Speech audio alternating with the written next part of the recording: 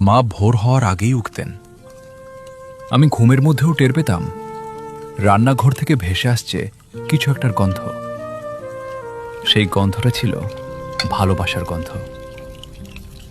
স্কুলে যাওয়ার আগে মা হাঁটু গেড়ে বসতেন, ব্যাগে টিফিন বাক্স ঢুকিয়ে দিতেন, বলতেন সব খাবি কিন্তু।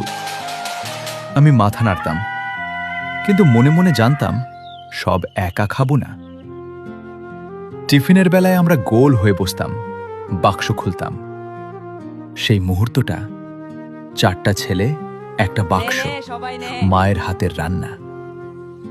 বন্ধুরা খাচ্ছে আর আমি শুধু দেখছি। দেখাটাই ছিল আমার সবচেয়ে বড় আনন্দ। বিকেলে বাড়ি ফিরে মাকে খালি বাক্স দিতাম। মা বাক্স খুলে দেখতেন একদম খালি। কিছু জিজ্ঞেস করতেন না, শুধু হাসতেন।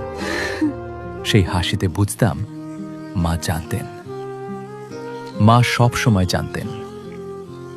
এখন মায়ের হাতের রান্না খেতে 1000 মাইল পাড়ি দিতে হয়, কিন্তু সেই টিফিন বাক্সের গন্ধ এখনো নাকে লাগে। কিছু ভালোবাসা রান্নায় থাকে, কিছু ভালোবাসা ভাগ করলে বাড়ে। সেই ভালোবাসাকে ধরে রাখতেই ডাকঘর।